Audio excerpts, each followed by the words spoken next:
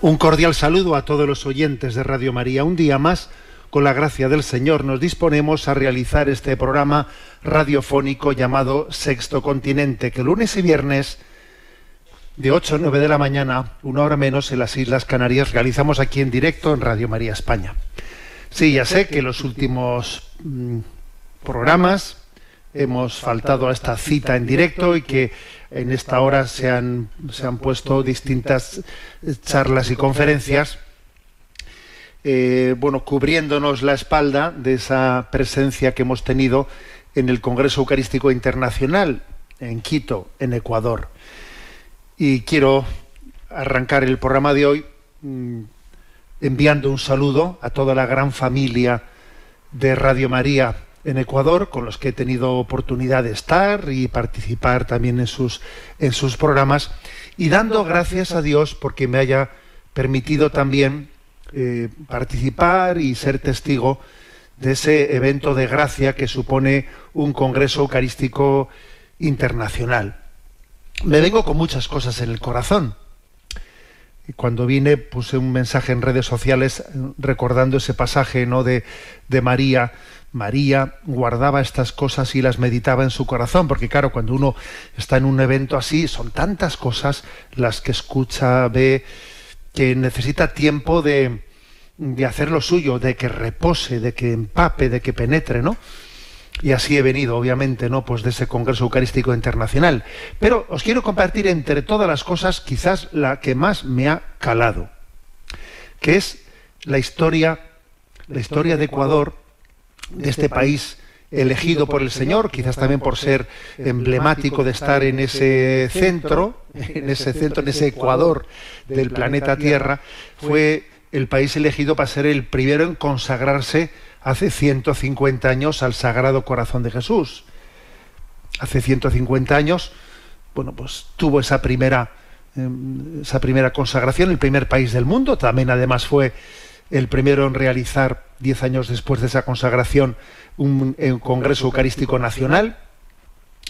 Y me ha impactado mucho conocer que como el presidente de gobierno, de aquel entonces García Moreno, y el obispo que llevó adelante, ¿no?, entre el presidente de gobierno y el obispo de Quito, Monseñor José Ignacio Checa y Barba, los dos que realizaron esa consagración fueron objeto de una persecución increíble.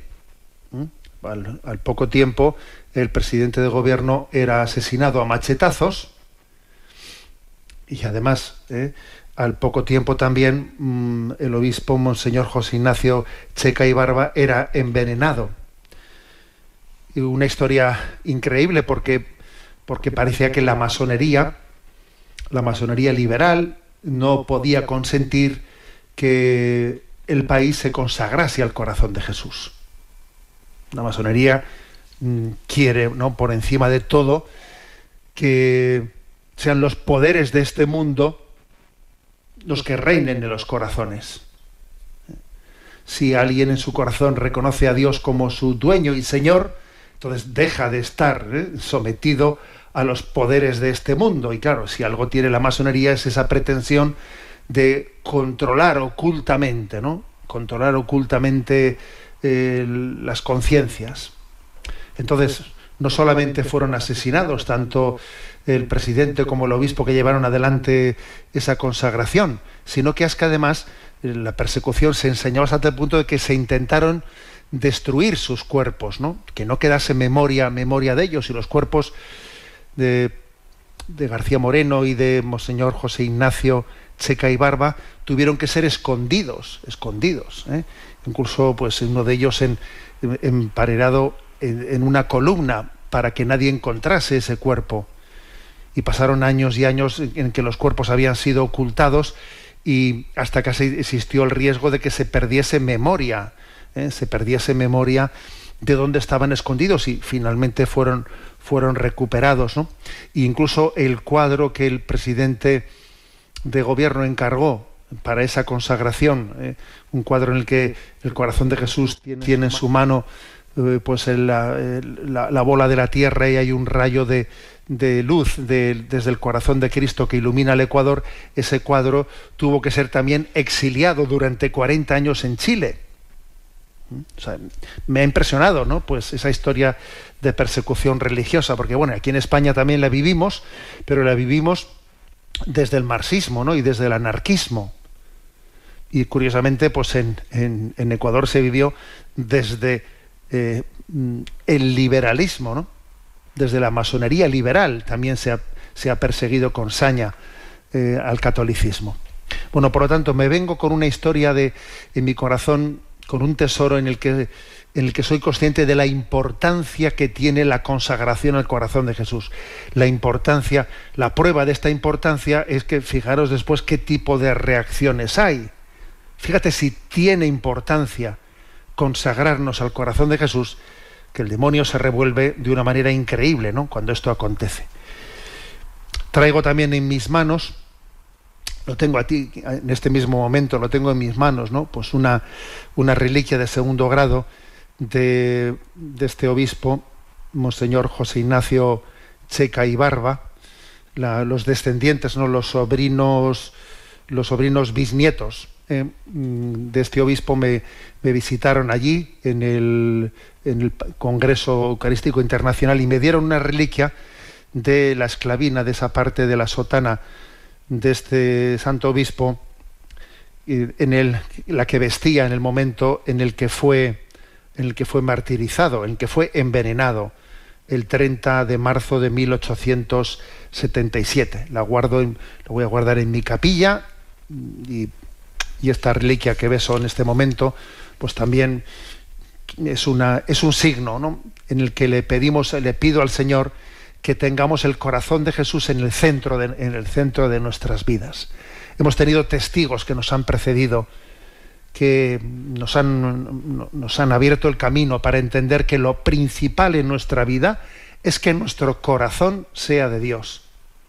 Mi corazón tiene dueño. Soy en Jesús, soy hijo del Padre, y eso es lo principal en esta vida. Por lo tanto, concluye ese Congreso Eucarístico Internacional y yo solo puedo repetir: Sagrado Corazón de Jesús, en vos confío. Sagrado Corazón de Jesús, en vos confío. Y además la patrona de Ecuador es el Inmaculado Corazón de María, el Inmaculado Corazón de María, que es el que nos prepara para la consagración al corazón de Jesús. Sexto Continente es un programa que tiene interacción con los que sois usuarios de redes sociales, en Instagram y en Twitter, a través de la cuenta @obispomunilla. Para los que sois usuarios de Facebook, a través del muro que lleva mi nombre personal, de José Ignacio Munilla.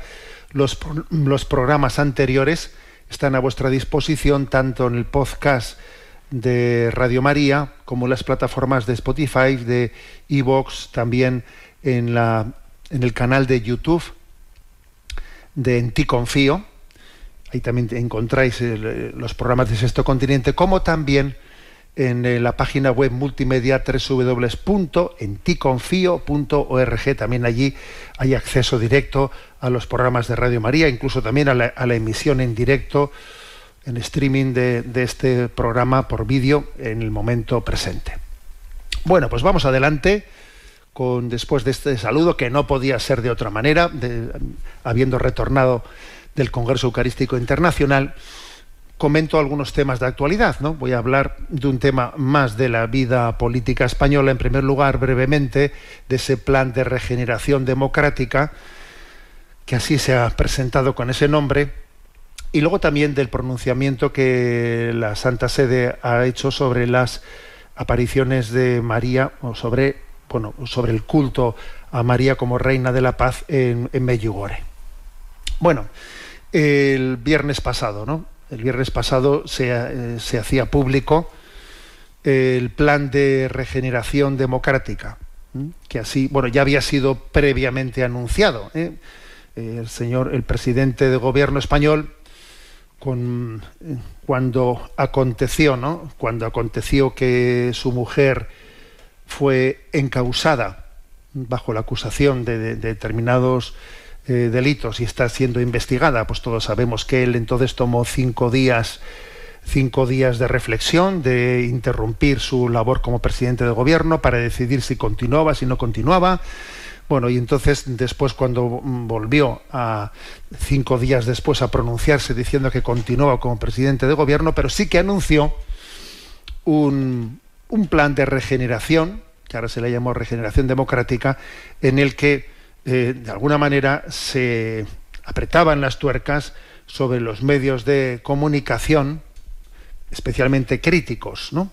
Pues que él ha utilizado la expresión de que es la fábrica del fango, que se está en los medios de comunicación se lanza mucho fango, y entonces, bueno, de ese momento tan crítico, pues nació la decisión de llevar adelante un plan de regeneración democrática, en el cual además se incluían muchas cosas, porque lo curioso es que se unía la decisión de apretar las tuercas a los medios de comunicación, ¿no?, que son especialmente críticos frente al gobierno, pues hurgando sobre qué tipo de financiación tienen, etcétera, etcétera, etcétera, pero también al mismo tiempo se anunciaba la decisión de derogar los puntos de nuestro Código Civil que persiguen los delitos de injuria a los sentimientos religiosos e injuria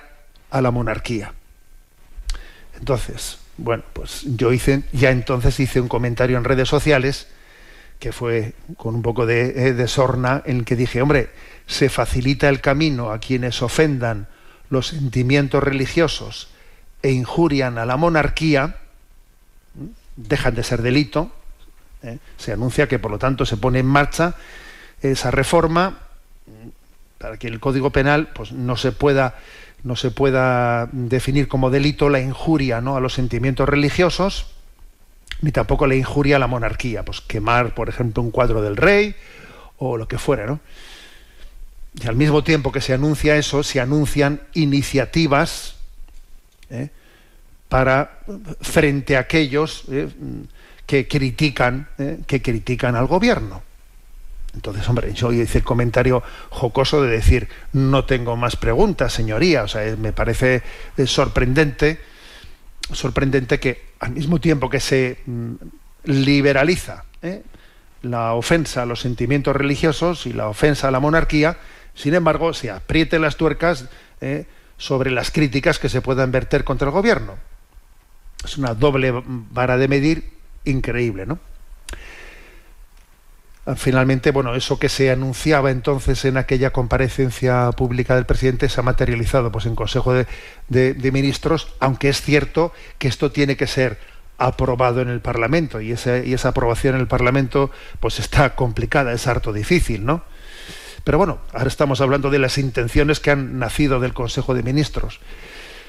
También me ha parecido luminoso un mensaje publicado antes de ayer por el arzobispo de Valladolid y presidente de la Conferencia Episcopal, Monseñor Luis Argüello, que comentando esto mismo ha hecho pues una referencia a una de esas paradojas que acontecen, ¿no? Yo hice referencia a la paradoja de decir, hombre, es curioso que al mismo tiempo que despenalizas las injurias frente a los sentimientos religiosos y las injurias a la monarquía, sin embargo, aprieta las tuercas frente a las críticas al gobierno. Bueno, pues Monseñor Luis Argüello ha hecho otro comentario que me parece de mucha intuición, de mucha finura, y es el siguiente, ¿no? Los sentimientos, dice él, han sido elevados a categoría jurídica. Por ejemplo, para poder cambiar de sexo. Cada vez más expresiones son consideradas delitos de odio. En este ambiente de elogio legal de las emociones, los sentimientos religiosos dejan de ser un bien jurídico protegido. Bueno, como veis, este es un comentario que afina, ¿no? Como diciendo, mira qué contradicción. O sea, estamos en un momento en el que los sentimientos pasan a ser leyes, ¿no? O sea, si yo me siento hombre, si yo me siento mujer, o sea, mi mero sentimiento se convierte tiene valor legal. fíjate tú por dónde, ¿no? Y además, cualquier expresión puede ser considerada delito de odio, porque si yo he dicho que, vamos, así de claro, ¿no? Si uno muestra su crítica hacia la ideología de género, pues entonces le califican de homófobo solo por haber pensado distinto. Distinto, ¿por qué? Pues porque se dice que los sentimientos de las personas son indiscutibles y que si alguien siente que es hombre o que es mujer, eso es indiscutible, ¿no? Y es como una herejía el que alguien diga, no, mire usted, por encima de los sentimientos está la naturaleza. Entonces eso curiosamente se presenta como un valor de nuestros tiempos, ¿no? Los sentimientos por encima de la naturaleza, los sentimientos son ley. Yo me siento así, si yo me siento así, yo tengo derecho a concurrir, pues, en las Olimpiadas, y aunque yo biológicamente sea hombre, pues yo puedo concursar en el concurso femenino de boxeo o de lo que sea. Hala, toma ya, porque mis sentimientos están por encima de todo. Y ahora dice Monseñor Luis Argüello, oye, pues es una paradoja que si tanto ensalzamos y tanto valoramos los sentimientos, pues ahora resulta que los sentimientos religiosos dejan de ser jurídicamente protegidos. O sea, que alguien puede ofender los sentimientos religiosos de otro. Puede coger una imagen de la Virgen y destrozarla. Puede quemar un cuadro del corazón de Jesús, puede hacer lo que sea, y esa persona no se le puede acusar de que está ofendiendo los sentimientos religiosos de nadie. Pero ¿no decíamos que los sentimientos y las emociones son el valor supremo? Bueno, pues un comentario de Monseñor Luis Argüello que creo que está muy bien, el hacernos pensar cómo estamos construyendo sobre un montón de contradicciones, ¿no?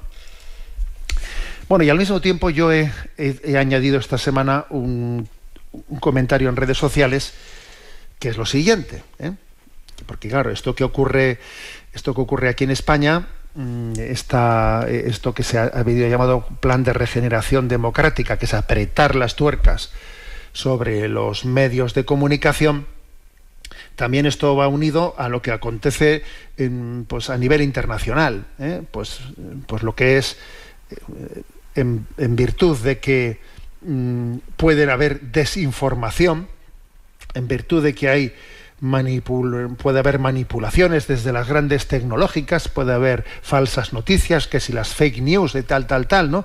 En virtud de eso los gobiernos se van atreviendo a tener una capacidad de censura. Entonces yo en redes sociales he compartido el siguiente mensaje, ¿no? ¿Qué crees que es más peligroso actualmente? Primero, el riesgo de ser engañados por los medios de comunicación que difunden informaciones falsas. O, en segundo lugar, la tentación de los gobiernos de censurar e imponer su relato ideológico único con la excusa de preservarnos de falsas informaciones. A ver, ¿cuál de los dos escenarios creemos que es más peligroso? Yo hice esa pregunta en redes sociales, ¿no? También daba la posibilidad de que alguien dijese una tercera posibilidad, ¿no? Y decía, ¿qué es más peligroso? El riesgo con estas nuevas tecnologías que han surgido, ¿no? Que podamos ser engañados, ¿no?, con falsas informaciones por estas nuevas tecnologías. O segundo, la tentación de los gobiernos de censurar e imponer su relato ideológico único con la excusa de preservarnos de las fake news, ¿no?, o de las falsas informaciones. Vamos, la respuesta mayoritaria porque yo he lanzado esta pregunta en redes sociales, y sin duda la respuesta mayoritaria ha sido la de decir, a ver, el peligro mayor es el segundo.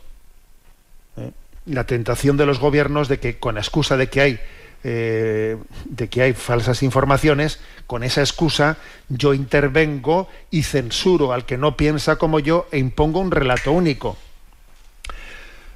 No voy a decir que lo primero no es un riesgo, pero es que, mire usted, nosotros ya tenemos capacidad de comparar. Si yo en un medio de comunicación, que ya sé qué tendencia tiene, veo una noticia, oiga, yo ya sabré contrastar, ¿no? Pues yo, de hecho, pues puedo decir que cuando me acerco a a los medios, ¿no?, digitales, pues para ver qué están diciendo, lo que fuere, hombre, lo lógico es que tú contrastes lo que dice uno con lo que dice otro de otra sensibilidad distinta, y en esa comparación pues tú te haces una idea de cómo el periodismo tiende, desde sus intereses, desde sus ideologías, tiende a presentar las cosas a su medida. Pero es que esto ha sido así siempre, siempre. Entonces yo creo que los usuarios ya tenemos, yo creo, ¿no?, ya tenemos suficiente madurez como para saber que lo que me están contando me lo está contando alguien que tiene una sensibilidad determinada, y yo quizás me convenga contrastar, con lo cual también aquí el que se engaña es que igual se está dejando engañar, porque tenemos la capacidad de poder contrastar. O sea, que a mí alguien me puede mentir, claro que me puede mentir, pero tengo claro que yo ya sabré comparar las cosas, ¿no? Y no la primera noticia que salte en redes sociales darla por buena. Pues uno mira, coteja qué se dice aquí y allá, esto no puede ser cierto, porque fíjate, esto no está presente ni siquiera en los titulares de este periódico, del otro, lo que fuere. Pero la segunda tentación, claro, que papá Estado diga, mira, yo es que os tengo que proteger, porque como hay mucha gente que os está diciendo falsedades, yo, claro, pues como vosotros sois inmaduros, vosotros no tenéis capacidad de discernir, porque os están engañando, yo voy a ser el que te libre, el que te salve, y el que imponga una censura, y así, a ver, mire usted, no me manipule, que ya sé yo defenderme solo. No me manipule usted, porque usted bajo ese relato lo que está es aprovechando, ¿no?, las fake news para ahora usted pues imponer un relato único. Entonces es así, ¿no? Lo hemos visto, por ejemplo, con lo que pasa con las informaciones de la guerra, pues de repente se censura todo aquello que no sea el relato en el que nosotros estamos posicionados en la guerra. Todos los demás relatos quedan censurados. Oiga, yo ya sabré distinguir de las noticias que escuche, ya sabré sacar conclusiones, ¿no? Pero no me trate usted como a un tonto, no me trate como a un inmaduro, como si a mí me están engañando y usted me tiene que proteger y usted me tiene que decir lo que tengo que pensar. Y a esto se añade lo de las famosas leyes de memoria histórica, que es que ya solamente la palabra es esperpéntica, ley de memoria, o sea que la memoria que yo tengo que tener de lo que aconteció está bajo una ley. Pero ¿cómo es posible que a mí me impongan bajo una ley lo que tengo que recordar de la historia? ¿Cómo es posible que usted se atreva a decirme, usted tiene obligación en la memoria que tenga de lo que pasó en España o en México o no sé qué sitio, de entender estos son los buenos y estos son los malos? Y eso, la memoria histórica está bajo ley del gobierno. Pero ¿qué intervencionismo es ese, por Dios? Bueno, entonces creo que aquí, bajo términos como plan de regeneración democrática, pues lo que se esconde es una manipulación, una intervención sobre las conciencias, ¿no? Es increíble lo que es la batalla del control de la información.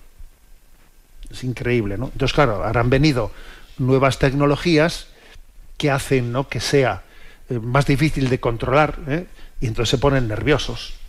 Y claro que esas nuevas tecnologías pues son susceptibles de que puedan también ser instrumento de difundir inexactitudes o falsedades, ya, pero es que, claro, eso comparando con la tentación de los gobiernos ahora de tener un paternalismo, yo te voy a proteger a ti porque tú, claro, eres un inmaduro y no sabes defenderte a ti mismo de las mentiras, yo soy el que te voy a contar la verdad. A ver, es increíble, ¿no?, que estemos en esta situación y ahora de repente se censura no sé qué red social, se le impide, pues lo que hemos visto, por ejemplo, pues con Twitter en Brasil, o con Telegram en Francia, o cosas por el estilo, ¿no? La tendencia controladora del poder sobre la información. En el fondo es no creer en la libertad de conciencia, no creer en la libertad de expresión.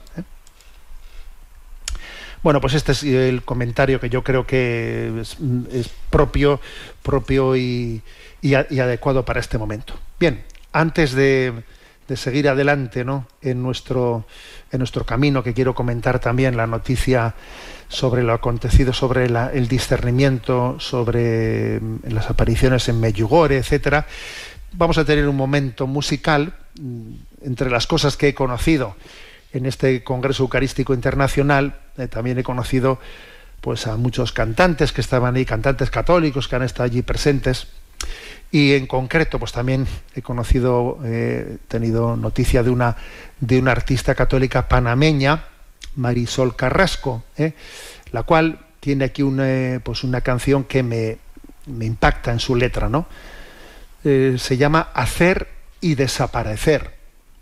Creo que es algo muy propio del estilo cristiano, del estilo evangélico, como María, que hace y desaparece, está en las bodas de Caná, atenta a qué es lo que falta y luego desaparece, ¿no? Pues como es la sal, que la sal está sazonando, pero al mismo tiempo luego desaparece, no la percibimos, ¿no? Pero sin embargo está sosteniendo, ¿no?, el sabor de las cosas. Hacer y desaparecer. No estar reivindicando nuestro protagonismo, ¿no?, sino tener esa discreción evangélica que tuvo María, que han tenido los santos, ¿no?, que no sepa la mano derecha lo que hace la izquierda, ¿no? Hacer y desaparecer. Tenemos este momento para pedir este don de la sensibilidad evangélica, según escuchamos este canto, Hacer y Desaparecer, de Marisol Carrasco.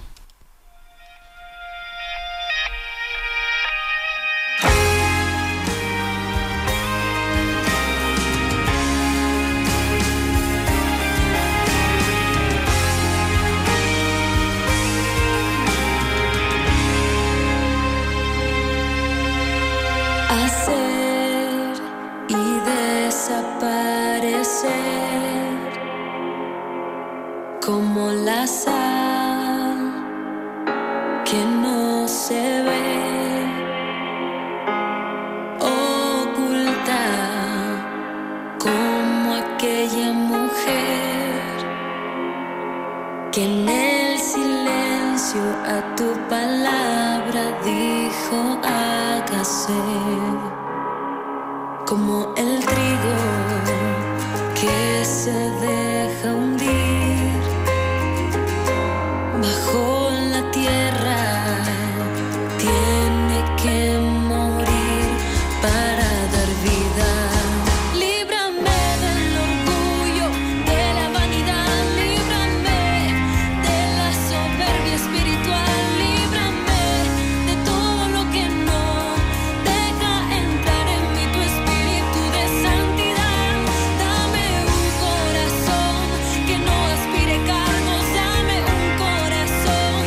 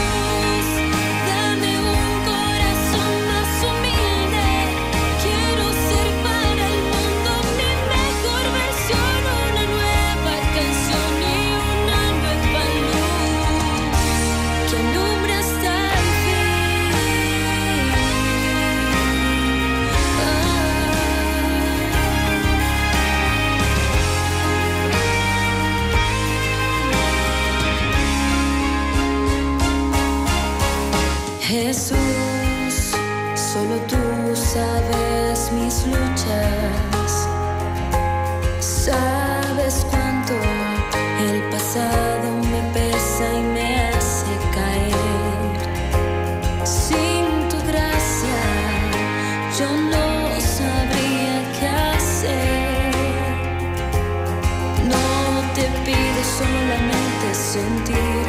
Por ti me quiero decidir. Líbrame de mí misma, de mi mediocridad para amar, oh Señor.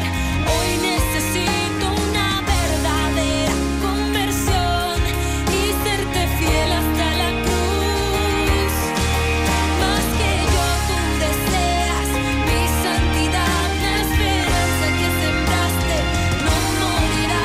Yo te doy mi corazón para que en él descanses y puedas amar. Señor, si mi honra no te hace falta, si ser reconocida no te hace más, Dios, ¿para qué la quiero? Jesús, dame un corazón más humilde. Quiero ser para el mundo mi mejor versión, una nueva canción y una nueva luz que alumbre hasta el fin,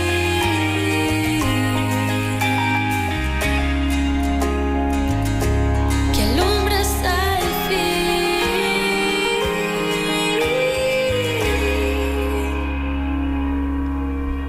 Hacer y desaparecer.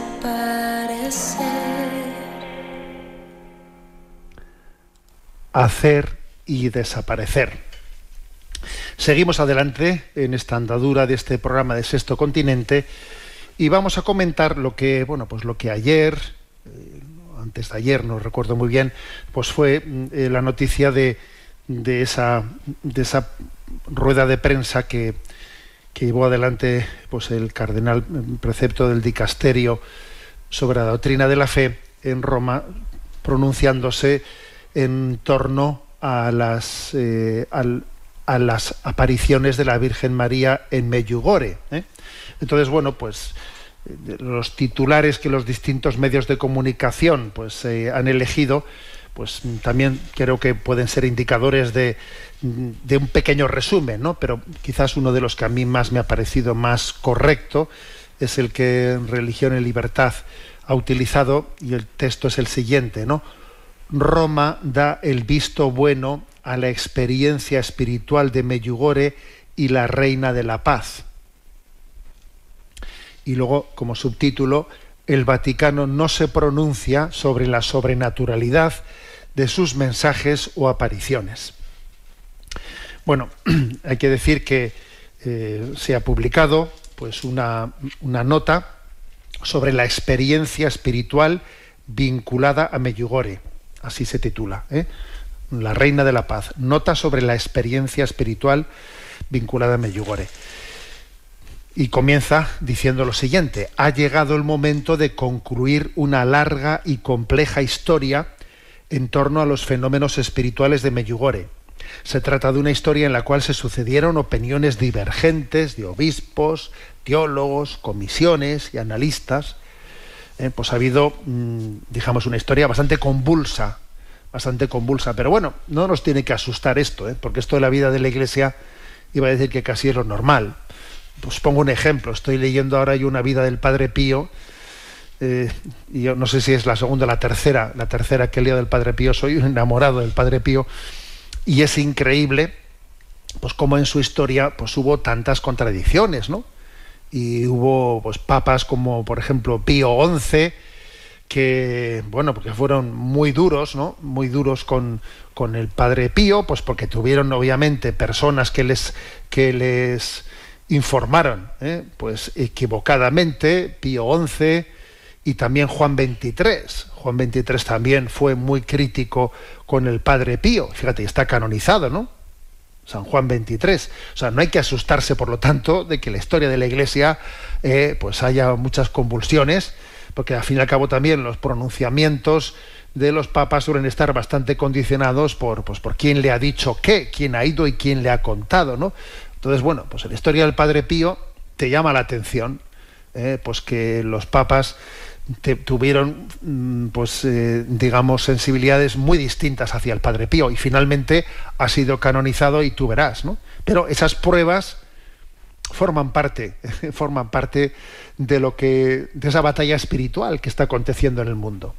Pongo el caso del Padre Pío. Bueno, pues aquí también digo lo mismo para que no nos asustemos, porque es obvio que también ha habido sensibilidades distintas, ¿no? Es conocido que San Juan Pablo II pues tenía una sensibilidad pues muy, digamos, favorable, o proclive, ¿no?, a dar su bendición al fenómeno de Medjugorje, y que incluso hubo un momento en el año 1995, con motivo de un viaje apostólico a Sarajevo, que el Papa intentó, Juan Pablo II intentó visitar Medjugorje, pero no llegó a realizar la visita, pues porque entonces el obispo de aquel lugar pidió que por favor no fuese, era crítico, era contrario, y entonces el Papa, fijaros, era el Papa, pero es que a veces en esta vida uno tiene que seguir los ritmos y los signos que Dios va marcando en la historia, dejar que las cosas se vayan madurando poco a poco, O sea que todo esto también es una lección, ¿no? Es una lección para que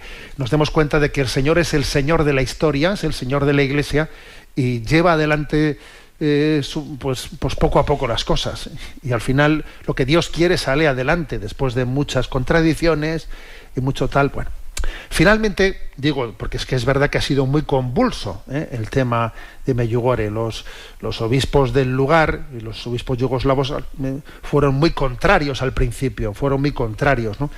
Y también en buena medida porque había un conflicto entre algunos franciscanos y el clero diocesano y el obispo del lugar. Había pues una conflictividad entre esa comunidad franciscana y sobre todo algunos miembros, y eso hacía que todo se contaminase en el discernimiento. Todo ha sido convulso, pero bueno, ha ido pasando el tiempo. También Benedicto XVI pidió que se distinguiesen las cosas para ir avanzando, que se distinguiese la veracidad de las apariciones de otra cuestión, ¿no?, que es la cuestión de si la experiencia espiritual que acontece en Medjugorje puede ser bendecida por la Iglesia y puede ser acompañada por la Iglesia y puede ser promovida por la Iglesia, ¿no?, que es quizás el camino que finalmente ha ido abriéndose paso, ¿no?, esa distinción que Benedicto XVI dijo que era prudente hacer. Entre otras cosas porque la Iglesia no puede pronunciarse sobre la veracidad o no veracidad de unas apariciones mientras que todavía se están produciendo. Porque claro, todavía continúan produciéndose esas apariciones, supuestas apariciones de la Virgen María. Entonces la Iglesia no va a decir una palabra sobre veracidad o falsidad cuando se siguen produciendo. Hasta que un fenómeno no concluya, sería imprudente, ¿no?, dar una palabra definitiva. Entonces, digamos que lo que sí se ha hecho, el paso que se ha dado es, pues como decía ese titular, que me parece que es correcto, que es el titular de que la Santa Sede ha dado el visto bueno a la experiencia espiritual de Medjugorje y al culto a María como Reina de la Paz. Es una autorización al culto público a María Reina de la Paz que se da en ese santuario o en otros lugares del mundo, ¿no?, bajo esa advocación de la Virgen de Medjugorje, Reina de la Paz. Bueno, algunas distinciones que me parecen interesantes, ¿no? No se entra a juzgar, se hace el matiz, ¿no?, de que los dones carismáticos que han podido tener los videntes no se pueden juzgar por la mayor o menor santidad de los videntes. Porque a veces se ha venido a decir, a ver, es que los niños en aquel momento, los adolescentes, dijeron 2 mentiras. A ver, que es que no es, o sea, el hecho de que, no sé, independientemente de que fuese verdad, no fuese verdad, pero la veracidad de un don sobrenatural no depende de la santidad de la persona a la que se le dirija. Y además también se ha dicho, es que ninguno de ellos ha sido religiosa, ninguno, pues como en otros casos, pues que Sor Lucía, ¿no? Pues en Fátima, pues entró Carmelita, o primero Dorotea y luego Carmelita, y aquí pues no han entrado en la vida religiosa. Bueno, a ver, eso no obsta. La supuesta santidad o no santidad no obsta. También es cierto que se han dicho cosas falsas, ¿no? Que si tenían no sé qué intereses económicos, y luego se ha demostrado que se decían cosas que no son verdad. Pero aquí lo importante es que dice esta nota que los dones carismáticos sobrenaturales no se pueden juzgar por la perfección moral de las personas implicadas. Tú no puedes estar diciendo esto es verdad o no es verdad dependiendo de que este vidente sea más santo o sea menos santo. No, eso no es un criterio. No es un criterio para poder juzgar. O sea, una distinción que me parece importante. ¿Qué es lo principal que viene a decir esta declaración? Pues primero, que por sus frutos los conoceréis, que es obvio que en torno a Medjugorje pues está habiendo una cantidad de frutos, pues hombre, que dejan patente que el Espíritu de Dios está ahí, que todos esos frutos difícilmente pueden ser explicados por unas causalidades humanas, si no es por una acción verdadera del Espíritu. A ver, son muchísimas conversiones las que tienen lugar. San Juan Pablo II le llamó a Medjugorje el confesionario del mundo. Yo mismo os puedo decir que yo he estado una vez en Medjugorje, en las Navidades entre el 2009 y 2010, allí estuve unos días y bueno, tuve una experiencia de confesar, una tarde entera, ponerme a confesar, y yo salí impactado por aquel confesionario. Dije, pero madre mía, pero ¿cómo es posible? Y además que era un momento que no había mucha gente allí, eran unas Navidades, pero a mí me impactó el ponerme a confesar y el decir, pero bueno, es increíble que uno detrás de otro vengan penitentes con historias de conversión tan fuertes. O sea que, para entendernos, eran peces gordos, ¿no? Peces gordos, como se dice en la argot clerical, los que venían a confesarse, ¿no? Con historias de conversiones muy fuertes, ¿no? Y yo decía, me impactaba eso, me impactaba. La cantidad también de vocaciones a la vida religiosa, a la vida sacerdotal que han acontecido allí, cuántas personas, cuántos matrimonios se están salvando, ¿no? Han retornado de nuevo a la comunión. Pues el encuentro anual de jóvenes que allí se produce, cuántas parejas allí llevan adelante su compromiso de vivir el noviazgo y la vida matrimonial en santidad. A ver, son frutos como muy fuertes y muy continuos como para que uno diga, a ver, todo esto, si no es por una acción del Espíritu Santo, esto no puede acontecer. Por sus frutos los conoceréis.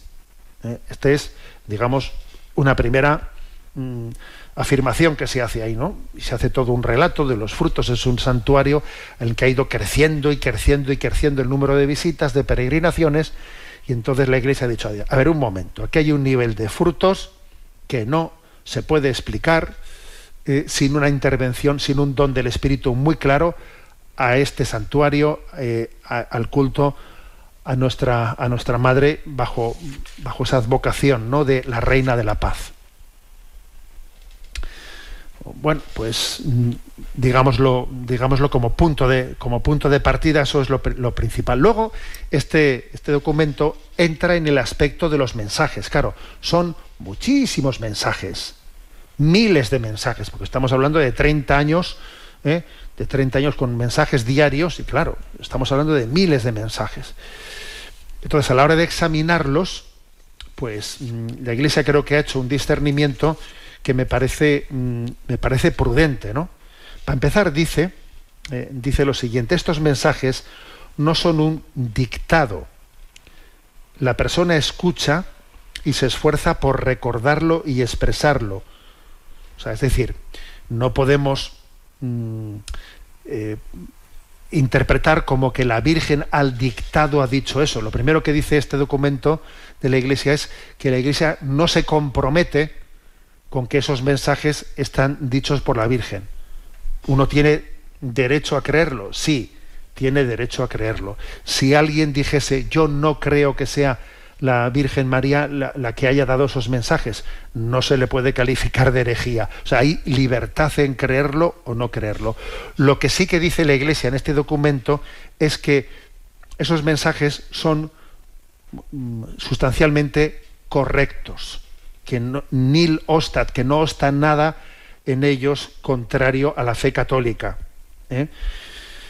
Y analiza algunos mensajes en concreto que dicen algunas cosas que podían chirriar un poco. Pues, por ejemplo, pues cuando hay algunos mensajes en los que la Virgen María habla de mi plan, mi proyecto, el proyecto que yo tengo de salvación del mundo, que quizás uno dice, hombre, pues parece que lo lógico es que hubiese dicho el plan de mi hijo lleva adelante con un plan, pero bueno, lo que viene a decir, ¿no? Pues aquí el discernimiento que hace la Iglesia es que aunque haya formas de expresión que podrían ser matizadas, hay que leerlas en su conjunto y no sacar de contexto una expresión, porque entre otras cosas los videntes no pretenden decir que esos mensajes sean un dictado, sino que ellos los han recibido y luego ellos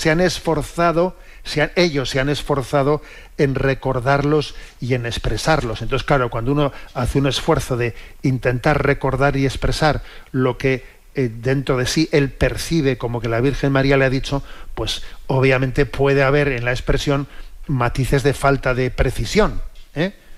Entonces, digamos, lo que la Iglesia dice es, la Iglesia no se compromete, no es el momento de que la Iglesia se manifieste en decir, aquí la Virgen se ha aparecido, no se ha aparecido, estos mensajes son de ella. Porque entre otras cosas, como he dicho al principio, no han terminado los fenómenos. Luego no es el momento de que la Iglesia se pronuncie sobre ello. Lo que sí que dice es que los mensajes que se han recibido son conformes a nuestra fe católica. Y que es más, pues especialmente el cristocentrismo, poner a la Eucaristía en el centro de la vida, poner la palabra de Dios y el Evangelio por encima de todo, pues hacen que esos mensajes en su conjunto, pues sean muy conformes a la revelación de Dios.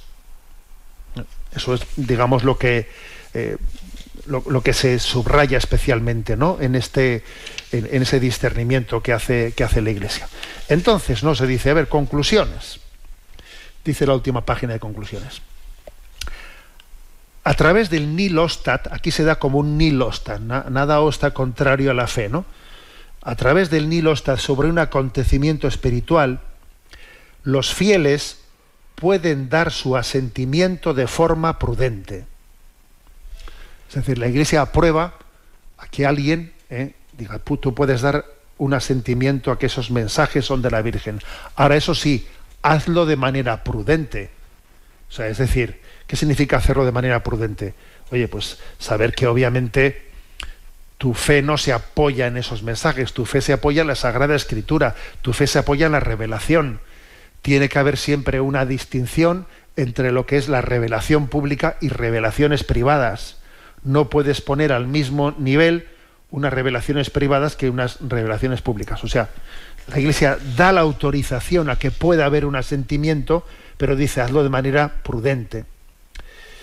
Si bien esto no implica una declaración del carácter sobrenatural del fenómeno, el nil ostat indica que estos mensajes son un estímulo positivo para la vida cristiana a través de una propuesta espiritual. O sea, diciendo, aquí Dios está moviendo los corazones, está haciendo mucho bien, y autoriza el culto público. Y dice también, la valoración de los abundantes y difundidos frutos tan bellos y positivos no implica declarar como auténticos los presuntos acontecimientos, ¿no?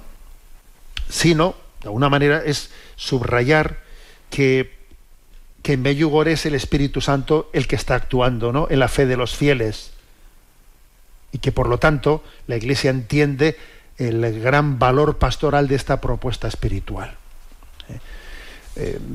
Vamos a ver, alguno me diría, bueno, pero vamos a ver, esto ¿a dónde va? ¿Hacia dónde concluye? A ver, eso es obvio, es evidente que la Iglesia es prudente porque el fenómeno no ha terminado y podrían pasar muchas cosas. Bien, pero también es obvio que se está apuntando en una dirección, ¿no?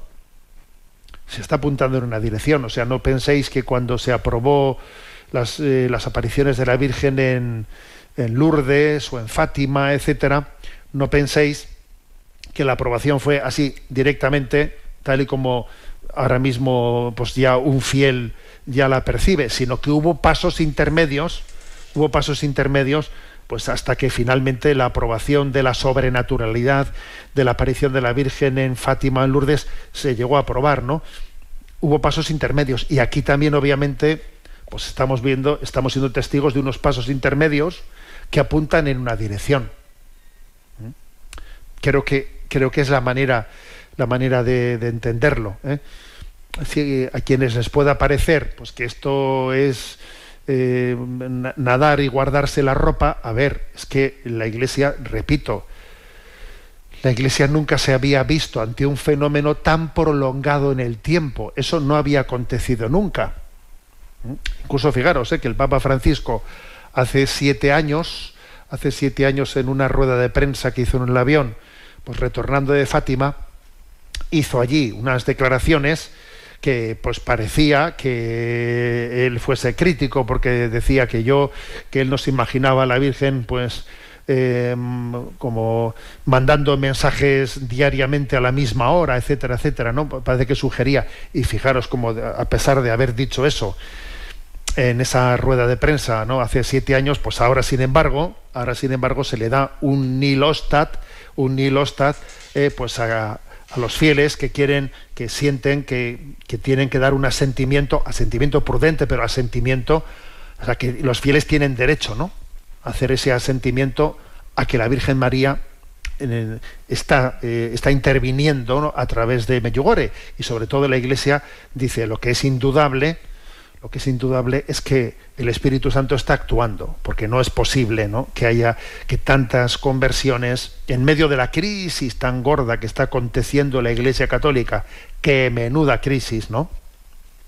En medio de la que está cayendo, pues que haya un lugar en el que todo resuene en conversiones, en renovaciones, en florecimiento de conversiones, vocaciones, liberaciones, expulsiones del demonio, porque también acontecen muchos exorcismos, etcétera. A ver, es que el Espíritu de Dios está ahí, ¿no? Con lo cual, ¿qué queréis que os diga? Pues gloria a Dios, ¿no?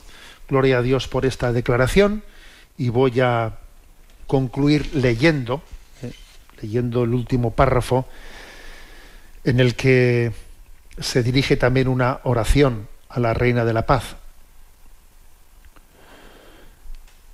Queridos hijos, mis palabras son simples. Yo os llamo hacia mi Hijo. Este es un mensaje de la Virgen, ¿eh? Queridos hijos, mis palabras son simples, y yo os llamo hacia mi Hijo.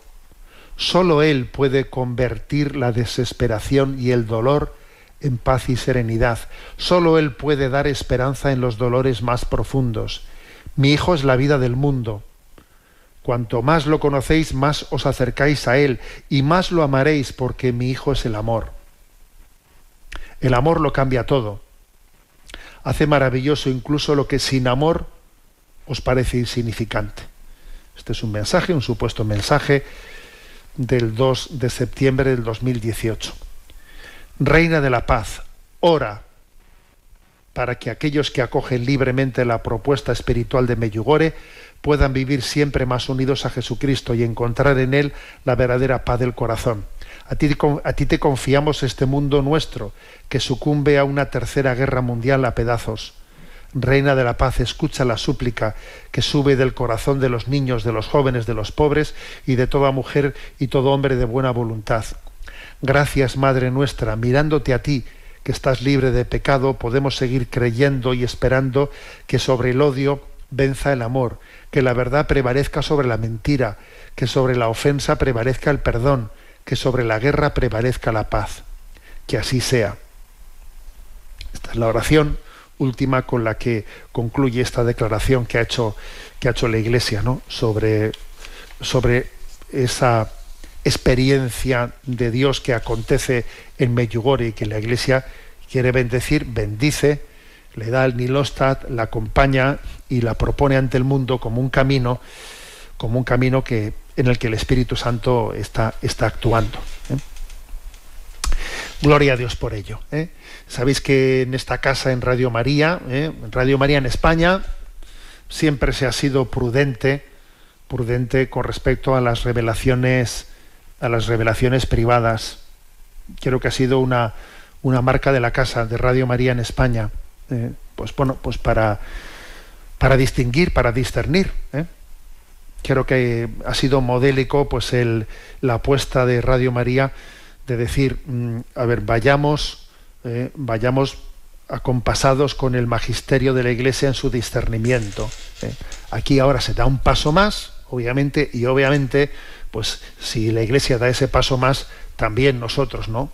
Pues damos un paso más a la hora de hacer como este documento hace, ¿no? De citar ese mensaje tan bello de la Virgen María, ¿no? Del año 2018 con el que concluye esta nota sobre la experiencia espiritual, ¿no? Que acontece en Medjugorje. Tenemos el tiempo cumplido. Me despido con la bendición de Dios Todopoderoso, Padre, Hijo y Espíritu Santo. Alabado sea Jesucristo.